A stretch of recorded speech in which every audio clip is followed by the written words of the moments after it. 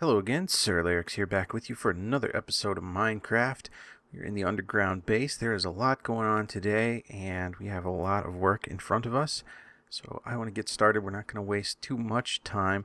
But first of all, I just want to say thank you all so much for the nice comments about the furnace. Everybody seemed to kind of dig this design. I've made a few tweaks and upgrades. You can see we're already running low on lava. I have been smelting like crazy. I added in the item frames that I mentioned, and I added in a little contraption here. So if we spin this, we get a door that comes in. So you can see there's just a comparator here that comes out from the item frame. It just controls some sticky pistons right there. So we can come in. I just wanted to point one thing out, and that's all. I realize this whole system, it's cool, but it's not exactly the most accurate thing, I suppose. As far as these hoppers go, when this comparator reads, it's only looking for this hopper to be completely full. So if there are 4 lava buckets in here, this is still going to tell us that we need to add more lava. To me, that's not really so much of a problem. I don't mind it. I like the knowledge that it is starting to run low, but I have a little bit more time to go.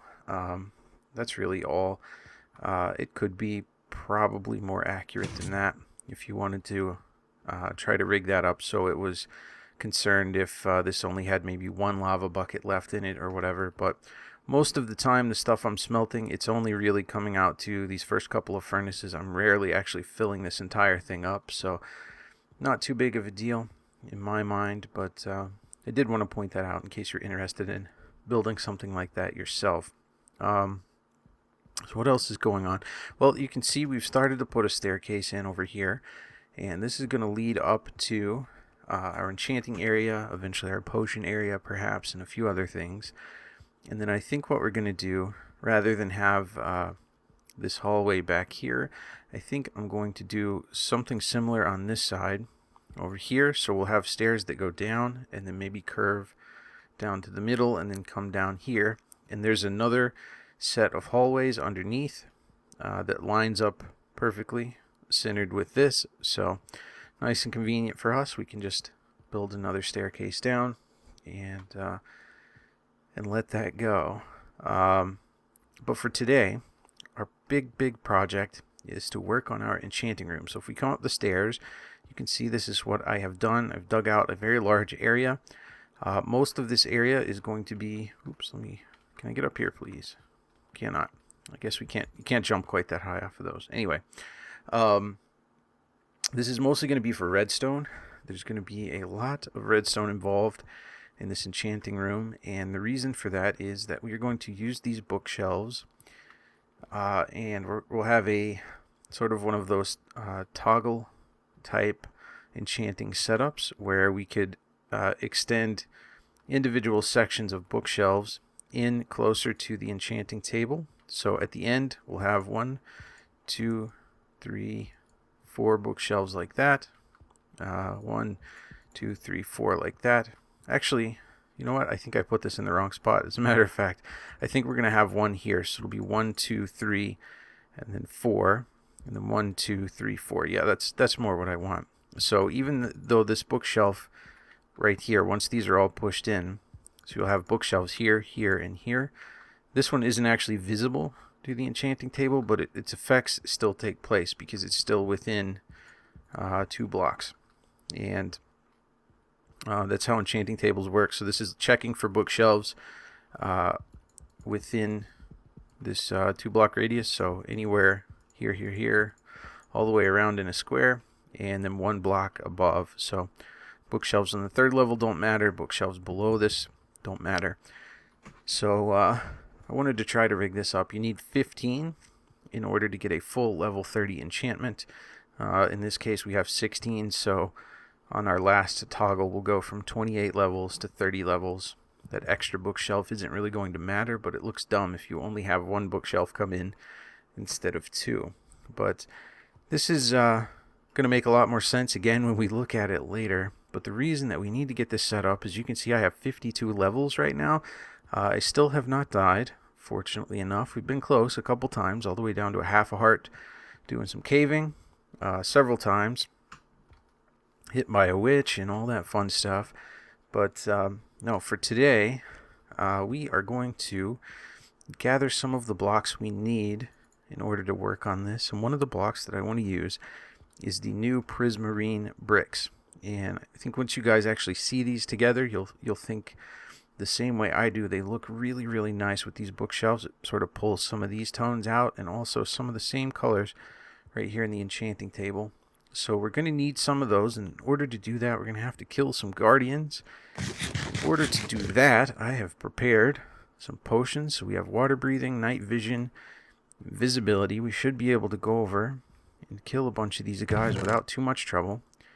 We're going to grab a couple boats, and we are going to head off and try to do this without dying. That's my goal. We have 52 levels, and I would like to keep those levels and use them in the enchanting station. One of the things I wanted to try, though, I'm starting to gather up some more ender pearls. A lot from caving, so I have a couple stacks now. I got a couple left here. I want to see if I can get out of this by ender pearling. I don't know if it's possible, but we'll try. Did we do it? Ah, we did it. Sweet. I wasn't sure if that was going to work, but we may use that a bit instead of running all the way around to the stairs. I think we can actually boat over to the guardian location from here. So let's head that direction now and see if we can get some of these guardians killed up. Ooh, don't crash. I am not at all good with a boat. Here we go. I'm so used to the different steering. I just don't use these that often. So not an ideal situation for me. As far as I know, guardians cannot see you if you have an invisibility potion. Although I think you have to take off all your armor. So that's why I'm running around without... That was weird. Why I'm running around without any armor right now. But we'll see. I am not completely sure. I haven't tested that out. So we might die immediately. I don't know. I really hope we don't. But we're going to need about 19 prismarine bricks, which is the really, really inefficient one that takes 9 shards to make. Of course, we want the most difficult thing to build with. Why not? And like I said before, unfortunately for us, there is not a temple over here, so we are going to have to try to kill a bunch of these guys. So I'll kill a few with you guys. We'll see how it goes, hopefully well, and then we will probably kill the rest of them off camera. I have a feeling it's probably going to take a little bit of time to get all of the shards I need. It's quite a few as far as quantity goes. Let's take off our boots and go ahead and pop our potions. These are all 8-minute potions. And the guardians are swimming down below us, as you can see. So let's get our boat stopped. Hop out and see if we can get down here and take these guys out. I don't know if they can see us if I have a sword or something out. I hope not. Probably going to take some damage there. Oh. Can you see me? Ah, you can't really see me, I don't think. There we go. So what do we get? 4. So that's not bad. That's really not bad. As far as drops go, I've got the looting sword, so a little bit better shape. These guys are going to be really hard to catch, I think, though, without the depth strider boots on. I should probably try and turn them on and see if it works, because I think it'll help us move around just a little bit better. There we go. Oh, whoa, whoa, whoa. Oh, they're attacking squid, I think. Thought I was getting attacked right there. Oh, they are murderizing all these squid. We're going to get a lot of ink sacs from this, too. Let's see what happens if we put our boots on. Do we start getting attacked? Hey, can you see me?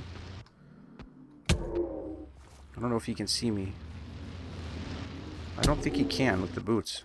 So that's going to help us out a lot. I just have to be careful not to let the invisibility run out, and also not let my... ooh, that guy is eyeballing me. That is so creepy. So creepy. I gotta not let my hearts deplete from from that thorns attack. So this is going to take forever and a day, I think, to get all of the shards that we need. So I'm going to work on this for a bit, and then I will be back with you guys once that I have everything I need. It's going to take forever. I think we need about 2.5 stacks of these shards, so I'm going to be here for a while. Oh, look at these two guys. They're just like staring each other down. One of the things I discovered, I just wanted to show you really quickly, is if you wait until their thorns are away, they don't actually damage you when you hit them. So you just have to kind of wait for them to start moving. So once this guy starts swimming away, then we could attack him. And this is where your depth strider comes in really handy. You can close the distance pretty fast. And, come back. You can usually take him out without taking any damage. I sort of missed that guy there. Ooh. Oh, they're attacking squid. So you just got to keep an eye on the invis. We're in good shape. I'm still in my first potions. I have almost a stack now, so we should be good enough to get everything we need here. But I will join you back when I am all done. Alright, everybody. I am back. I did not quite get enough with 2 potions of invisibility. I got 2 stacks and 9 shards. I'm like a few blocks short, but I don't have any more invisibility potions. That's okay, we'll let it ride. I got a bunch of these prismarine crystals, so we can probably make a few sea lanterns, and I got a bunch of fish and ink sacs as well. So all in all, a productive trip, even if we didn't quite get everything that we had hoped for. Not a big deal, though. What I am going to do is head on back to the base, and we will get started. If we don't have quite enough of these blocks, we'll just get some later. But I think you guys will like the detail anyway. So I'm going to go back to base. I'm going to build up the structure for the enchanting area, and then we will take a look at what we are going to do with the redstone. Alright, everybody, I am back. Here we are. This is kind of the general setup for the library, and we're going to have to expand the ceiling and some of these walls and stuff up here. I think we're going to make this kind of another big round room, not as round and large as that, but we're going to round this out and do the ceiling up pretty high. And this is kind of the idea. I really like the way these prismarine bricks go with the enchanting setup. I think it just looks really cool. So this is the general idea. Oh, and by the way, we are in the new snapshot. This is 14 week 32D. I tried to like point at it with the mouse. That's why I'm going like this. 14 week 32D. We have the brand new doors. These are the spruce doors, and I think they look awesome. They look really cool in the library. If you come through here, it looks really neat. And they're actually going to get covered up once all the bookshelves get pushed into place. So like I said, they'll fill into these open areas here. And the way we're going to control this is sort of like what we did with the door down below. So we're going to have a book right here. And if you come in, as you spin this book, each set of bookshelves is going to come out. And we can control the level of enchant that we get. So if I cut on through the back of here, this is also going to provide us nice and easy access. I made a lot of supplies. And this is going to be a bit of a challenge to get this to work. Can we do the old tricky placement of the sticky pistons? We can't. So those are all going to push in from the side like that. So when they're activated, they'll all come in this way. This set of pistons right here is going to, let's use these stone bricks instead. They are going to come in this direction. And that will be the same on this side, like so. And same thing over here. These are going to push the opposite way. Let's throw down the torch over here. Maybe let's see if we can't get one over on. Right. Come on. There we go. Try to keep this lit up and somewhat safe. I think I left enough room for myself. This is the wiring for this is going to be a little sloppy, and the reason is that we have to control a lot of moving parts in a very confined space, basically. So, yeah, these pistons will push these bookshelves in. These will come in from the sides and this here. And so the real trick to this is that we need to activate one set of pistons per turn. Now the problem is that we don't have enough turns in this, in the way that these work with the comparators. Comparator will come out of the back of this block.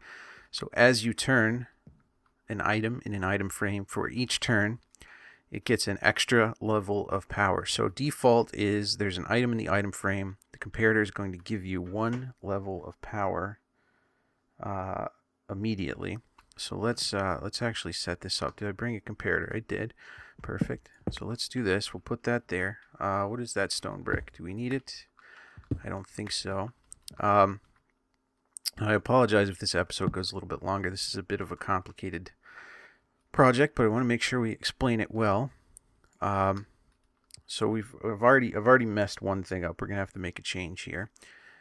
These pistons are actually going to have to go out a little bit further, and I changed my design here at the last minute. A lot of the stuff I build, I will build in creative first to try and account for everything. And I did that, but I realized there was a problem, so we needed to change something up here. And what we have to change is that, oh man, dang, mine shaft down here. That looks weird from below. I have to patch that up later. Can we get, sure, let's do that. These are going to have to be controlled by some slime blocks. So we're going to need to take out this guy here as well, like that, and this guy right here as well, so that the slime blocks don't catch on these. So that's going to go this way. This block's going to have to change already. I brought a bunch of furnaces, so that will have to go here. The reason we have furnaces is because slime blocks can't pick them up. Holy crap, that breaks super fast. Wow. First time I've tried to do that, I guess. So that's going to have to go like that. Is that right? I'm looking at my picture here, and it's really hard to tell how this goes. That's going to go like that, and then we've got one more slime block on top. I gotta get some more slime blocks. That's what the problem is. Let's run over and do that really quickly. Lots and lots of slimes in here. And I noticed in the new snapshot too, they added in a feature that is kind of weird. When you walk on a slime block now, it makes that squishy slime sound. So like if I come over here, you hear that. It makes me keep thinking there are slimes around here, and I keep looking because they do spawn in this area, but there are not. All right, let's put this here. Let's go ahead and make our slime blocks. Hopefully we can do this quickly. So that's going to go like this. So these pistons are going to control multiple bookshelves with one piston. I use 2 pistons on this side and on this side because I don't want to use all my slime yet. I have a lot more resources to make pistons and sticky pistons than I do a bunch of slime blocks right now. So the way this is going to work, we're going to have more furnaces here. Let's do one there. Let's do one here. And let's see, what do we have? More furnaces. Indeed, we do. So there's going to be one here and here. These blocks can go away now. We'll put a torch down. So let's get some redstone dust. So you see this redstone dust is lit up. That's because we have an item in the item frame right now. Let's come around here. If I pop this out, that will no longer be lit up. So that's how that works. So because of that, the problem that we run into is that we really only have 7 states of this to control 8 variables in the system. So we have 8 sets of 2 bookshelves. So 1, 2, 3, 4, 5, 6, 7, 8. And every time we spin this, we get a different set up through 7. But once we get back to the default, everything resets back to only 1 output level here. So what we're going to do, we're going to control both of these with the first pulse, or the first spin of the system. So we'll go like this. Once this block here gets powered, this furnace, it's going to power both of these pistons. And so both of these sets are going to come through when we spin this the first time. just like that. That's what we want. So now if we tried to enchant something, I don't really have anything on me to enchant. We can get a level 1 enchant. I think we can get a level 8 and like a level 8 maximum here. If we turn this all the way back around, this is the 7th spin, and then this is the last one basically. Those are going to retract. If I were to try and enchant something now, I think you can only get like a level 1 and an 8, and then I don't think even anything shows up in that bottom slot. So that's how that goes. So the real issue here now is that we need to control each of these sets of pistons, these 6, with one of the remaining 6 spins of this. So you got 1, 2, 3, 4, 5, 6. So we need each of those to power one of these sets of pistons. That's going to take me a minute to set up, so I'm going to do that. I know I feel like we're already running really long, so I'm going to do that, and then I will just show you how it's all set up at the end. It's going to be insane. I promise it'll be crazy, but it'll also be cool. So I'll see you again in just a moment. All right, everybody, I am back. Clearly some sort of weird snapshot glitch here. We've got a floating book in the middle of the room. I noticed that the enchantment table was like freaking out. I don't know why that's doing that. I wonder if we reload. There we go. If we reload our graphics, and we can get rid of that. I guess that's just a weird snapshot-y bug right now. But anyway, this is all set up and ready to go. So as we spin through this book in the table, these are going to come in one at a time, except for this first set, like I explained earlier. So as a matter of fact, I'll tell you what. Let's grab... do I have... Yeah, I'll tell you what. Let's just do this. Let's make some of these and some of these. Do we need sticks? No, I don't really need that. Let's make some iron pants, because I am running low on my pants. I think they only have 11 damage left.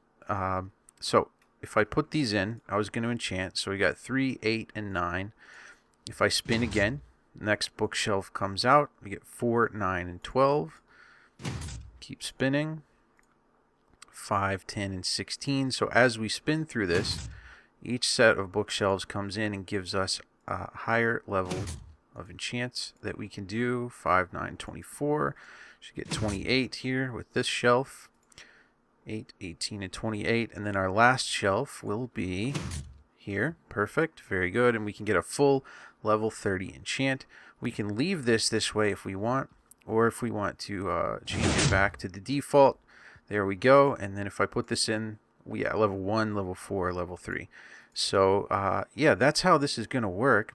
And let me show you how the wiring is. It's pretty insane, like I said, but it all makes sense. It's a little hectic, but the way this goes is, so for every turn of the book, this comparator will output 1 further strength of redstone. So on the first turn, this redstone dust gets powered. That powers these 2 pistons, and our first 2 sets of bookshelves come out. So we're here. This one's powered. On the next turn of the bookshelf, this one and this one get powered. So as we go 3 distance, so 1, 2, 3. So on our third distance, we have a repeater that's going to power this set of bookshelves here.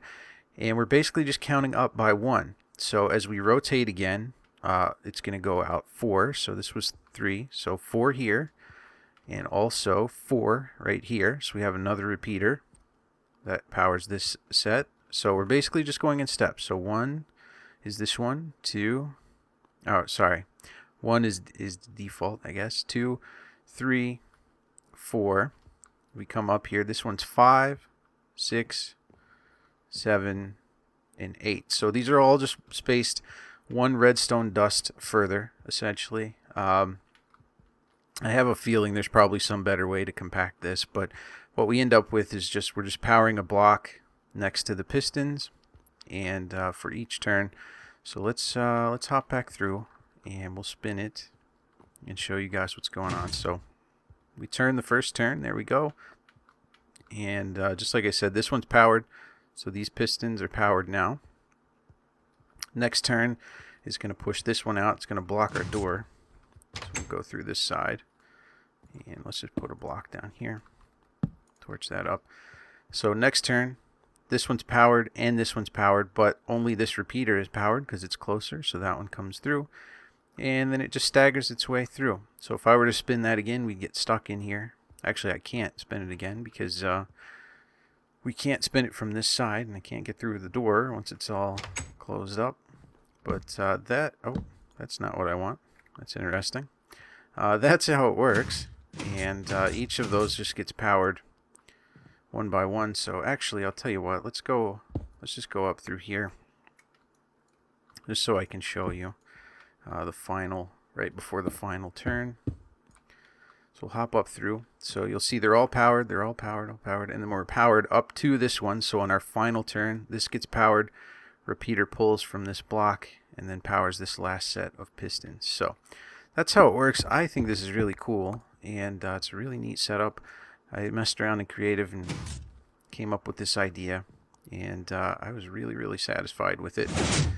So there we go. That's it. We've got our spruce doors there. They sort of hide our redstone wiring but give us easy access, and it also looks cool when we're looking at it. So that is it. That's our variable enchanting setup.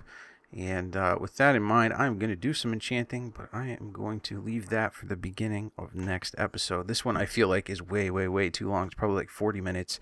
I apologize if that's the case. So anyway, thank you guys so much as always for watching, all the awesome comments and messages and everything.